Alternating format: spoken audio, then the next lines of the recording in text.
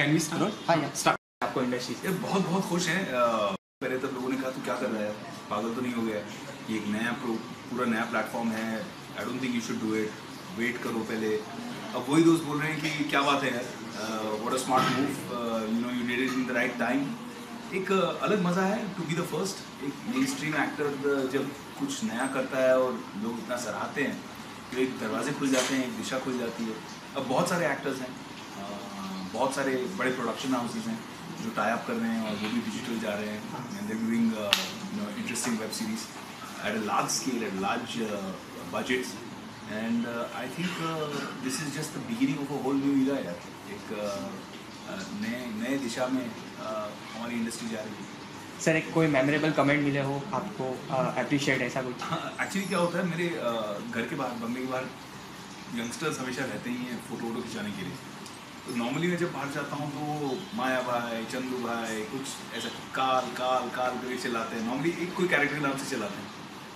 आजकल ऐसा हो गया, जब मैं बाहर निकलता हूँ तो लोग धवन, विक्रांत धवन ऐसे चिल्लाते हैं, जो कैरेक्टर का नाम है मेरा इनसाइड एज में। तो 2-3 हफ्तों में ही इतना बढ़िया रिस्पॉन्स मिला है। अच्छा, हम सब लोगों को कोई अंदाज़ा ही नहीं था, क्योंकि 196 देशों में अमेज़ॉन रिलीज़ कर रही है और हम एक दूसरे से पूछते थे कि ये 196 देशों में ना क्रिकेट जानते हैं लोग और ना हमको जानते हैं, कौन देखने वाला है। लेकिन जब लोगों ने देखना शुरू किया, जब ट्रेंड के रिकॉर्ड्स आने लग गए कि इस लेवल पे लोग सराह रहे हैं, तो वाकई बहुत मज़ा आ गया। Sunday night, Monday morning, prime day जैसे माना जाता है, इन्होंने रिलीज़ की 12 बजे रात को। 12 बजे रात को जब रिलीज़ हुई तो हमने सबने एक दूसरे को ऑल द बेस्ट, एक हमारा ग्रुप बना हुआ है व्हाट्सएप पे, उस पर ऑल द बेस्ट सब कर रहे थे। सुबह उठा, ग्रुप देखा तो नॉन स्टॉप इतने सारे मैसेजेस, क्या हुआ? अरे सर बहुत हिट हो गया है। अच्छा सर, ट्रेंड हो रहा है। मैंने कहा वेरी गुड। सर आप भी ट्रेंड हो रहे हो? मैंने कहा अच्छा चलो, वेरी गुड ट्रेंड हो रहे हैं। नहीं सर, आप वर्ल्ड वाइड ट्रेंड हो रहे हो। मैंने कहा क्या, ये कैसे हो गया? तो फिर जब देखा और इतना रिस्पॉन्स मिला लोगों से, जेन्युइनली दिल से अच्छा लगा जब आपका काम अप्रिशिएट करते हैं लोग और आपके लिए अच्छे परफॉर्मेंस के लिए कमेंट्स आते हैं। मुझे बहुत अच्छा लगा। सर, हमारे देश में बहुत सारे गेम है, जैसे कबड्डी हो गई और फुटबॉल अभी बहुत ही रिसेंटली बहुत अच्छा जा रहा है, पर क्रिकेट ही क्यों आपने चुना ऐसा वेब सीरीज़? ये थोड़ी बहुत फिक्सिंग की दुनिया के बारे में है ना। तो इसका जो मैच फिक्सिंग है, बेटिंग है, स्पॉट फिक्सिंग है, जो गेम बिहाइंड द गेम है, उसके बारे में विक्रांत धवन जो किरदार मैं निभा रहा हूँ इसमें, ये जो है ये एक मैच फिक्सिंग की दुनिया का बादशाह है।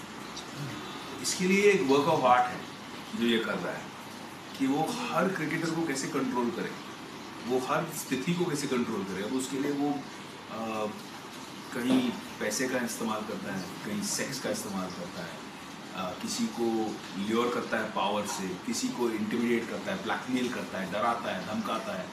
वो सबको चेस के प्यादों की तरह, शतरंज के प्यादों की तरह खेलने की कोशिश करता है, मोहरों की तरह खेलने की कोशिश करता है। तो ये कैरेक्टर, ये दुनिया सिर्फ एक लीग क्रिकेट की दुनिया में फिट होती है, तो उस हिसाब से हमने किया। सर, जैसे इनसाइड एज एक रियल फ्रिक्शन स्टोरी है, तो क्रिकेट के पीछे की जो बातें होती है उसके अंदर बताई गई है, तो आप कितना मानते हैं उसमें कितने सारी सच्चाई है कि जिसमें दिखाई गई है? क्या है, रिसर्च बहुत हुआ है और जब मैंने रिसर्च पढ़ा तो मैं भी झटका खा गया कि ये ऐसे होता है, फलाने ने ऐसे किया, ये ऐसे होता है। अब जब हमने, जैसे बुकीज़ ने जो बातें कही हैं, जो फिक्सिंग करने वाले लोग हैं, जो पुलिस वाले हैं जिन्होंने इन्वेस्टिगेशंस की हैं, जब इन सब की बातें सुनी और हमने रिसर्च देखी, पढ़ी, करण इंशो ने बहुत रिसर्च किया, तब मैं शॉक हो गया कि ऐसे भी होता है। थोड़ा सा झटका भी लगा क्योंकि मैं एक बहुत बड़ा क्रिकेट फ़ैन हूँ, थोड़ा दर्द भी हुआ कि इस तरह से गेम बिहाइंड द गेम चलता है। पॉलिटिकली करेक्ट आंसर अगर मैं इस सवाल का दूँ तो ये है कि दुनिया रियल है लेकिन किरदार काल्पनिक है। आप इसके ऊपर जो समझना है समझ लो। ओके सर, आपने जैसे कि कहा कि फैंस आपको अलग अलग नाम से चिल्लाते, आपके बाहर खड़े होके, कार्ल फ्रॉम क्रिस 3 या माया डोला हो जाए, शूट आउट लोखंड वाला, आपके एक कैरेक्टर ऐसा आपका जो आपके जहन में बहुत करीब हो, आपका फेवरेट हो, एक कोई कैरेक्टर? यार कैरेक्टर्स तो आप एंजॉय करते हो जो आप करते हो, लेकिन जो पहली पिक्चर होती है ना, पहले प्यार की तरह, वो सबसे स्पेशल होती है। तो कहीं ना कहीं आप उसको हमेशा याद करते हो तो मुस्कुराहट आ जाती है चेहरे पे, यादें आती हैं कि आपने अपनी जर्नी कैसे शुरू की। तो कंपनी मेरे लिए हमेशा मेरी सबसे स्पेशल फिल्म रहेगी। और सर साथिया की बात करें तो, क्योंकि साथिया से साथिया भी एक इम्पॉर्टेंट फिल्म रही है मेरे करियर में। आई लव्ड इट एंड जितनी मेरी फीमेल फैंस हैं सब मुझे डांटते रहते हैं कि आप लव स्टोरी क्यों नहीं कर रहे हो। तो अब मैंने ये भी मन बना लिया है कि एक लव स्टोरी तो करनी है। अब उसकी स्क्रिप्ट की तलाश में शुरू हो गया।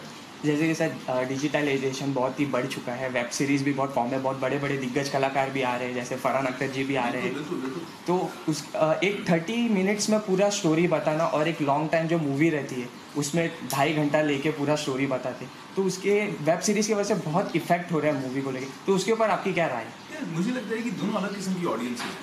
वेब सीरीज में एक आपकी फ्रीडम ये है कि आपको सेंसरशिप के लफड़े नहीं मिलते। आप अपनी हिसाब से अपनी कहानी बनाओ और आपको कोई डिस्टर्ब नहीं करना।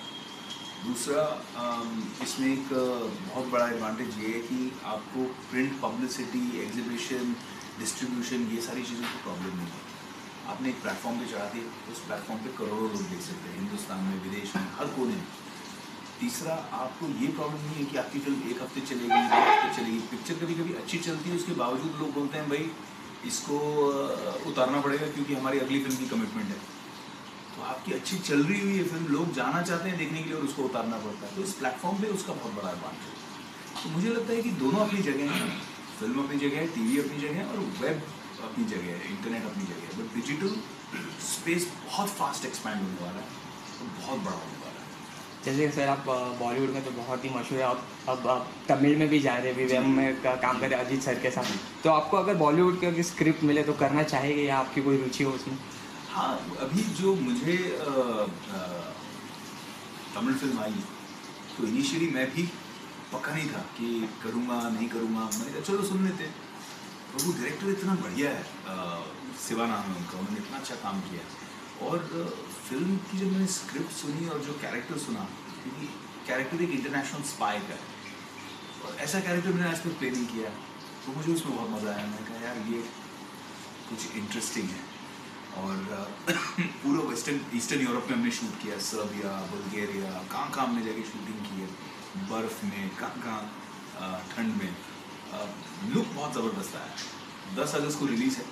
आई थिंक उसकी रिलीज़ के बाद मैं सोचूंगा नेक्स्ट क्या करना है मुझे। सर अगर हॉलीवुड की अगर चांस मिले तो करना चाहिए आप? क्यों नहीं है। मुझे लगता है कि हॉलीवुड, बॉलीवुड, कॉलीवुड, टॉलीवुड, ये सब अभी इसकी कोई मायने नहीं है। आज आप सोचो तो हिंदी सिनेमा की सबसे बड़ी सुपरहिट एक तेलुगु डब फिल्म है जिसका नाम है बाहुबली 2, लेकिन लोगों ने देखा। पंजाब में एक तेलुगु एक्टर को लोगों ने इतना देखा है कि पंजाब में 50 से 55 करोड़ रुपए का बिजनेस हुआ, जो किसी पंजाबी एक्टर की फिल्म का नहीं होता है। सो ये सब अब चेंज हो गया है। अगर किसी को अच्छी लगी फिल्म किसी भी भाषा में हो, कोरियन में हो या रशियन में हो, आपको अच्छी लगी, आप देखोगे, आप एंजॉय करोगे। सर जैसे कि अभी सारे इंडस्ट्री में आजकल सभी खुल के सभी बात कर रहे हैं एज अ नेपोटिज्म के ऊपर, तो आपकी क्या राय है उसके ऊपर? As a you have came from filmi background, मैं तो उसके नेपोटिज्म ऊपर में क्या विश्वास नहीं करता। मुझे लगता है कि टैलेंट सबसे ज़्यादा ज़रूरी है और नेपोटिज्म एक अच्छी बात नहीं है। अपना एग्जाम्पल अगर मैं दूँ तो जब मुझे इंडस्ट्री में आना था, मेरे पिताजी ने मुझे कहा कि बेटा ये दस्तूर है, फादर बेटे को लॉन्च करता है, मैं फिल्म प्रोड्यूस करूँगा और आपके लिए हम एक स्पेशल फिल्म बनाएंगे। तो मैंने पिताजी को कहा कि with all due respect and हाथ जोड़ के थैंक यू, लेकिन मैं ये नहीं चाहता, मैं खुद स्ट्रगल करूँ। तो सुरेश सर ने आपको कोई एडवाइस दी थी या हाँ, कुछ ऐसा? उन्होंने मुझे एडवाइस दी कि मत करो स्ट्रगल बहुत डिफिकल्ट है।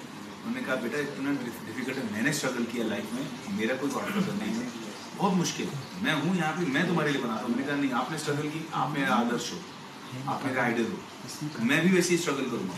1.5 साल ऑलमोस्ट मैंने खुद स्ट्रगल किया, ऑफिस में जाके 8-8 घंटे 9-9 घंटे मुझे ऑफिस के बाहर वेट करना पड़ा।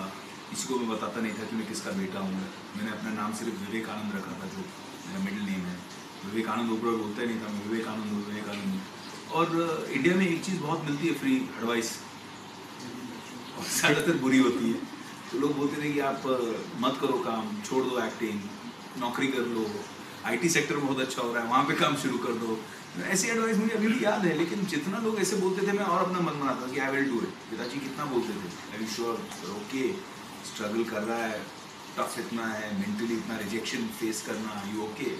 मैंने कहा अगर मैंने ये फेस करके पार कर लिया ना, तो मैं लाइफ में कुछ भी फेस कर सकता हूँ। और कंपनी हुई और मेरे मेरिट पे हुई, टैलेंट पे हुई, टैलेंट की वजह से अवार्ड जीते, नाम हुआ, काम, आज करियर बना।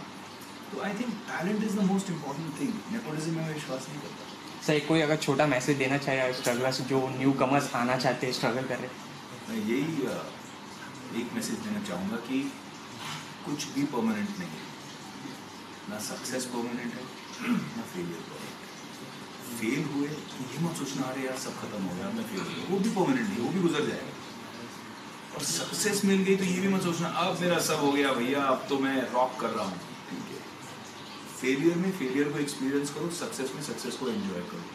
फेलियर से सीखो, सक्सेस को एंजॉय करके आगे बढ़ो। सिंपल है life. Sir is it true क्या इनसाइड एज 2 में भी आप काम करने जा रहे हैं, वो प्लानिंग चल रही है? वो बता नहीं सकता क्योंकि वो एक थोड़ा सा secret suspense. Okay sir, lastly अपने फैन को यार क्या मैसेज देना चाहिए? बस ढेर सारा प्यार देना चाहूँगा। आप लोग इतना सपोर्ट करते हो, इतना प्यार दिया है, इनसाइड एज को इतना आपने सराहा है, उसके लिए thank you so much. I love you all. 15 अगस्त आ रहा है। हम अपने देश के शहीदों को, वीरों को साल में सिर्फ 2 बार याद करते हैं, 26 जनवरी को या 15 अगस्त को। उनकी कुर्बानी के गाने सुनते हैं, टीवी प्रोग्रामिंग देखते हैं, थोड़ा जय हिंद करते हैं और फिर बाकी साल भूल जाते हैं। मेरी यही आपसे गुजारिश है, रिक्वेस्ट है सभी फैंस, सभी दर्शक से कि अब सिर्फ जय हिंद बोलो मत, थोड़ा जय हिंद जियो। So thank you sir, best of your Sir, I need an idea.